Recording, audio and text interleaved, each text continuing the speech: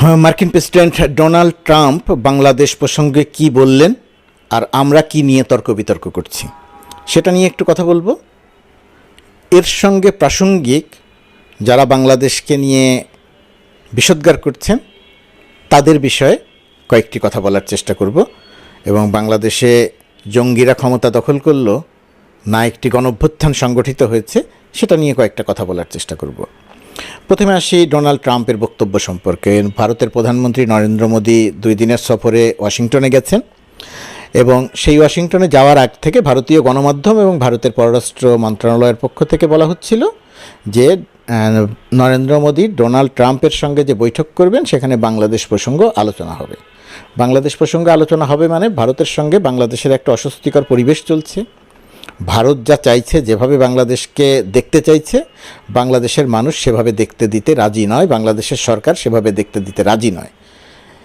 এইটা ভারত যেভাবে চায়, ভারতের গণমাধ্যম যেভাবে চায়, সেই একইভাবে ডোনাল্ড ট্রাম্পও দেখুক, এটা ভারতের চাওয়া ছিল। সেই চাওয়া অনুযায়ী ভারতের একজন ডোনাল্ড ট্রাম্প এবং নরেন্দ্র মোদীর কাছে, বিশেষ করে ডোনাল্ড ট্রাম্পের কাছে ভারতের একজন সাংবাদিক প্রশ্ন করেছিলেন। আমি যদি প্রশ্নটা একটু হুবহু আপনাদেরকে একটু শোনানোর চেষ্টা করি যে প্রশ্নটা কি করেছিলেন। ভারতের একজন সাংবাদিক ইংরেজিতে যে প্রশ্নটা করেছিলেন সেটার বাংলা করলে যেটা দাঁড়ায়, প্রশ্নটা ছিল বাংলাদেশের বিষয়ে আপনার অভিমত কী। কারণ এটা স্পষ্ট যে বাইডেন প্রশাসনের আমলে মার্কিন ডিপ স্টেট বাংলাদেশ সরকার পরিবর্তনের সঙ্গে জড়িত ছিল।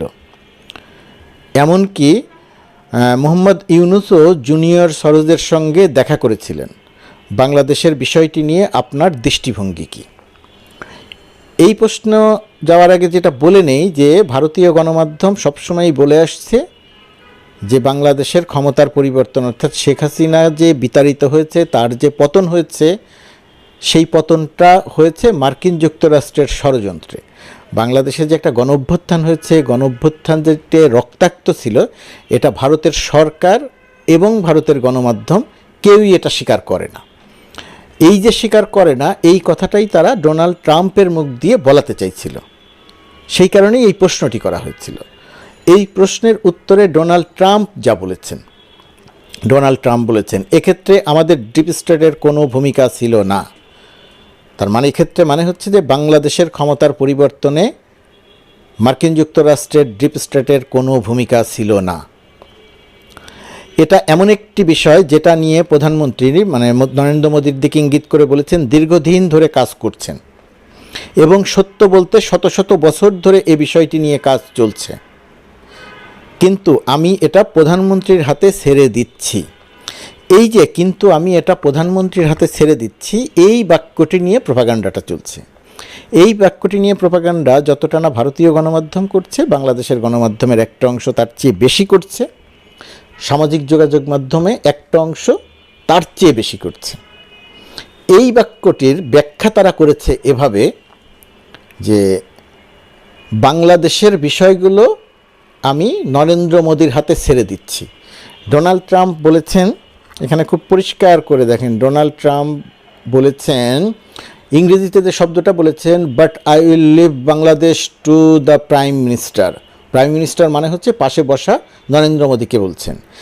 এই বাক্যটির বাংলা করলে হয় আমি বাংলাদেশের এটা মানে এই প্রশ্নটা নরেন্দ্র মোদীর হাতে ছেড়ে দিচ্ছে, অর্থাৎ তিনি নিজে প্রশ্নটির জবাব না দিয়ে নরেন্দ্র মোদীকে জবাব দিতে বলছেন। আর ডোনাল্ড ট্রাম্প এখানে আরও যে সমস্ত কথা বলেছেন, বোঝা যায় যে বাংলাদেশ বিষয়টি তার কাছে খুব সুস্পষ্ট করে তথ্য নাই। শত শত বছর ধরে যে কাজ করার কথা বলেছেন, কাজ চলছে, এটা আসলে এই বক্তব্য বা এই বাক্যের আসলে কোনো অর্থই হয় না, বাংলাদেশের সঙ্গে প্রাসঙ্গিকই নয়।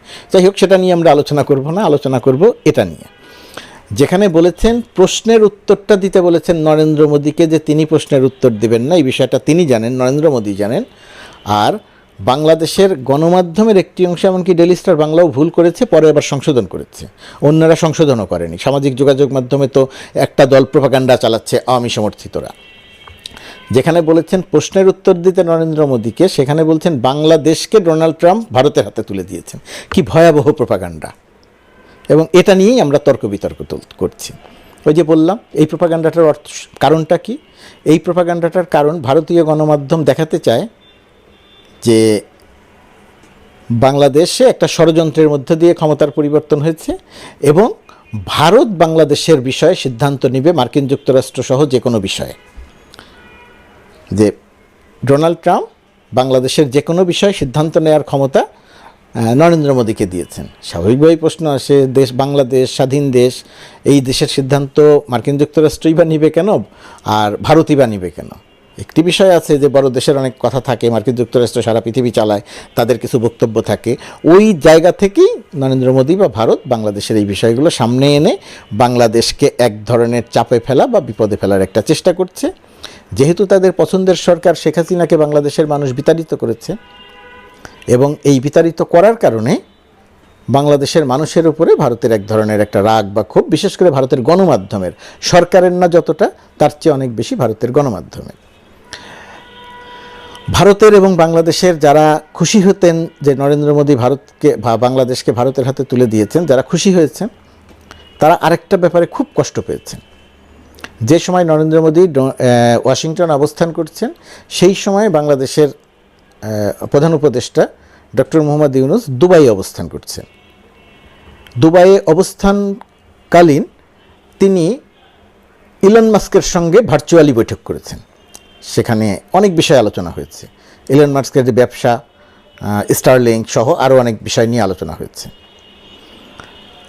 এটা ছিল ভারতের জন্য তো বটেই, বাংলাদেশের এই উল্লসিত শ্রেণী যারা বাংলাদেশের ভেতরে আছেন এবং বাংলাদেশের বাইরে আছেন, তাদের জন্য একটা আঘাত, তাদের জন্য একটা দুঃখ, কষ্ট, বেদনার ব্যাপার। কারণ তারা মনে করেন নাই যে ডক্টর ইউনূস ইলন মাস্কের সাথে বৈঠক করতে পারবেন। ইলন মাস্কের সাথে মানে ডোনাল্ড ট্রাম্পের বর্তমান যে প্রশাসন, সেই প্রশাসনের সঙ্গে ডক্টর মোহাম্মদ ইউনূস কোনো বৈঠক করতে পারবেন, আলোচনা করতে পারবেন, এটা ভারত বা বাংলাদেশে থাকা ভারতপন্থী বা আওয়ামীপন্থী মানুষ কারা কেউই এটা বিশ্বাস করতে চান নাই। কিন্তু ডক্টর ইউনূসের ক্যারিশমা তো সেখানে। ইলন মাস্কের সাথে তার বহু বছরের পরিচিত, বহু বছরের বন্ধুত্ব। এখানে রিপাবলিকান আর ডেমোক্রেটিক মূল বিষয় নয়। ইলন মাস্কের সঙ্গে তার আলোচনা হয়েছে স্টারলিংক নিয়ে, সেখানে গ্রামীণ ব্যাংক, গ্রামীণ ফোনের প্রসঙ্গ এসেছে, প্রাসঙ্গিকভাবেই এসেছে। ডক্টর ইউনূস গ্রামীণ ব্যাংকে ব্যবসা দিতে চাইছেন, গ্রামীণ ফোনকে ব্যবসা দিতে চাইছেন, বিষয়টা অত সরল করে দেখবেন না। ইলন মাস্কের সঙ্গে যখন বৈঠক হবে তখন ব্যবসা নিয়েই কথা হবে এবং এর যে কূটনৈতিক বিজয় কতটা, এটা যে কূটনৈতিকভাবে ডক্টর ইউনূসের কত বড় ক্যারিশমা, কত বড় বিজয়, এটা যারা তর্ক করছেন, বিতর্ক করছেন, বেদনা বিধুর হচ্ছেন, তারাও বুঝতে পারছেন এর গুরুত্ব, কিন্তু স্বীকার করছেন না, বলছেন না। এই যে এই যে একটা প্রোপাগান্ডা বাংলাদেশকে নিয়ে কারা করছেন, তাদের সবার পরিচিতি। এই শেখ হাসিনাকে যে বাংলাদেশের মানুষ বিতাড়িত করলো, এই বিতাড়িত করার আগে শেখ হাসিনা যে 1002 মানুষ হত্যা করে পালালো, জাতিসংঘের হিসাবে 1400, এর মধ্যে 11% শিশু, মানে 154 জনের মতো শিশু, এদেরকে শেখ হাসিনা গুলি করে হত্যা করে পালিয়েছে। গুলিটা কীভাবে, এবং জাতিসংঘ যে রিপোর্টটা দিয়ে, এটাও ডক্টর ইউনূসের আরেকটা ক্যারিশমা। জাতিসংঘের মানবাধিকার হাই কমিশনারকে অনুরোধ করে জাতিসংঘকে দিয়ে একটি তদন্ত করে, সেই তদন্তে শেখ হাসিনা এবং আওয়ামী লীগের বিষয়ে যে অভিযোগগুলো জাতিসংঘ স্বীকৃতি দিল, এগুলো আওয়ামী লীগকে এবং শেখ হাসিনার রাজনীতিকে সারা জীবনের জন্য কঠিন করে দিল। জাতিসংঘ তথ্য প্রমাণ দিয়ে বলে দিল যে শেখ হাসিনা এবং তার অনুসারীরা এখানে মানবতা বিরোধী অপরাধ করেছে। হেলিকপ্টার থেকে গুলি করেছে, 66% গুলি করেছে, মিলিটারি রাইফেল দিয়ে সরাসরি গুলি করিয়েছে, শেখ হাসিনা নিজে গুলির নির্দেশ দিয়েছে, আওয়ামী লীগের এমপিরা গুলির নির্দেশ দিয়েছে, মন্ত্রীরা গুলির নির্দেশ দিয়েছে। আওয়ামী লীগের ভবিষ্যতের রাজনীতির জন্য অত্যন্ত কঠিন করে দিয়ে গেল। তো এই সমস্ত কর্মকাণ্ডের যারা সমর্থক, তাদের কাউকে এখন দেখছি বিদেশে অবস্থান করে, তারা বলছেন, একজনকে দেখলাম বলছেন যে বাংলাদেশের মানুষ মিসকিন, বাংলাদেশের মানুষকে পৃথিবীতে গুরুত্ব দেয় কে, বাংলাদেশের মানুষ শেষ হয়ে গেছে, বাংলাদেশ শেষ হয়ে গেছে, বাংলাদেশের পৃথিবীতে কোনো গুরুত্ব নাই, বাংলাদেশের মানুষ, বাংলাদেশকে সবাই মিসকিন বলে ডাকে। ভাই রে, বাংলাদেশের মানুষ মিসকিন তো তাইলে তুমি তাইলে বাংলাদেশের পাসপোর্ট ধারণ করে আসো কেন? বাংলাদেশের পরিচয় দাও কেন? বাংলাদেশকে নিয়ে কথা বলো কেন? তুমি বাংলাদেশকে নিয়ে কথা বলা বন্ধ করে দাও, মিসকিন দেশ নিয়ে কথা বলবা কেন? কয়েকদিন আগে তোমাদের নেত্রী বলছে বাংলাদেশকে নাকি আকাশে উঠায় দিয়ে গেছে, বাংলাদেশকে নাকি উন্নয়নের রোল মডেল বানায় দিচ্ছে। এই কয়েকদিনের মধ্যে মিসকিন হয়ে গেল হাসিনা নাই দেখে। আরেকজন তো বাঙালিদেরকে, এই অঞ্চলের মানুষকে বাঙালি বলতেই রাজি নয়। পশ্চিমবঙ্গের যারা থাকে তারা বাঙালি, এই অঞ্চলের কেউ বাঙালি না। এদের কোনো জাতের ঠিক নাই, এদের কালচারের ঠিক নাই, এদের ধর্মের ঠিক নাই, এদের আদর্শের ঠিক নাই। বাংলাদেশের মানুষ তারা নাকি যে পাতে খায় সেই পাতে যে সব শব্দ বলে, এগুলো বলতেও চাই না। তো বাংলাদেশের মানুষ এত খারাপ, বাংলাদেশের মানুষ এত খারাপ, তো সেই বাংলাদেশের মানুষ নিয়ে তুমি চিন্তিত কেন? তুমি বাংলাদেশের পরিচয় দিচ্ছ কেন? তুমি বাংলাদেশ থেকে পরিচয় না দিলেই হয় এত খারাপ দেশ নিয়ে। নরেন্দ্র মোদী ডোনাল্ড ট্রাম্পকে দিয়ে বাংলাদেশের বিরুদ্ধে বাংলাদেশকে জব্দ করার কথা বলাই নাই, কিন্তু জোর করে তুমি বলছো বলিয়েছে, সেটা নিয়ে তুমি উল্লসিত হচ্ছ। তো তুমি তো বাংলাদেশ নিয়ে কথা বলার অধিকারই থাকার কথা না। যদি আমি সেভাবে বলতে চাই না, দেশের নাগরিক যারা তাদের সবার অধিকার আছে। যাই হোক, এগুলো নিয়ে আরও অনেক কথা বলা যায়, কিন্তু মূল কথা যেটা, ডোনাল্ড ট্রাম্পকে দিয়ে ভারতীয় গণমাধ্যম এবং আমাদের এক আওয়ামী সমর্থকরা যে কথা বলাতে চেয়েছিল, ভারতীয় গণমাধ্যম যে প্রোপাগান্ডাটা চালাচ্ছিল, সেই প্রোপাগান্ডাটাকে জাস্টিফাই করার জন্য ডোনাল্ড ট্রাম্পের মুখ দিয়ে তারা এরকম একটা কথা বের করার চেষ্টা করছিল। সেটা তারা পারে নাই, প্রথম অবস্থাতে ব্যর্থ হয়েছে। কিন্তু একটি বিষয় আমাদের মনে রাখতে হবে, ভারত বড় দেশ, মার্কিন যুক্তরাষ্ট্রের সঙ্গে ভারতের বিশাল ব্যবসা বাণিজ্য স্বার্থ আছে। চীনের বিপরীতে মার্কিন যুক্তরাষ্ট্র ভারতকে সবসময় সঙ্গে রাখতে চাইবে। সেই বিবেচনায় ভারত সবসময়ই বাংলাদেশের উপর একটা চাপ দিয়ে যাওয়ার চেষ্টা করবে, এবং কখনো কখনো যে একেবারে পারবে না তা নয়, সেগুলোকে মোকাবেলা করে যেতে হবে। আর ভারতের জন্য বা যে কারোর জন্য একটি বিপদের কারণ হয়েছে তত্ত্বাবধায়ক সরকারের প্রধান এখন ডক্টর মোহাম্মদ ইউনূস। ডক্টর মোহাম্মদ ইউনূস যতদিন আছেন, মার্কিন যুক্তরাষ্ট্রকে দিয়ে খুব বড় চাপ দেয়ানো যাবে মনে হয় না। ডক্টর ইউনূস থাকাকালীনই ইলন মাস্ক বাংলাদেশে সফরে আসবেন, আমার ধারণা নিশ্চিত করেই আসবেন। ইলন মাস্ককে সবাই জানেন, ডোনাল্ড ট্রাম্প প্রশাসনের অন্যতম ক্ষমতাশালী ব্যক্তি। কয়েকদিন আগে টাইম ম্যাগাজিন কাভার স্টোরি করেছে, প্রেসিডেন্টের চেয়ারে বসিয়েছে ইলন মাস্ককে। কেন বসিয়েছে? কারণ পৃথিবীর মানুষ এখন মনে করে ডোনাল্ড ট্রাম্পের সরকার পরিচালনা করছে ইলন মাস্ক। ডোনাল্ড ট্রাম্পকে পরিচালনা করছেন ইলন মাস্ক, পৃথিবীর সবচেয়ে শীর্ষ ধনী। ডোনাল্ড ট্রাম্পের সঙ্গে তার অত্যন্ত হৃদ্যতাপূর্ণ সম্পর্ক, বিশাল ক্ষমতাবান। সেই মানুষটির সাথে ডক্টর ইউনূসের বহু বছরের সম্পর্ক, তারই একটি প্রমাণ পাওয়া গেল ভার্চুয়াল মিটিংয়ে। সশরীরে বাংলাদেশ সফরে আসবেন।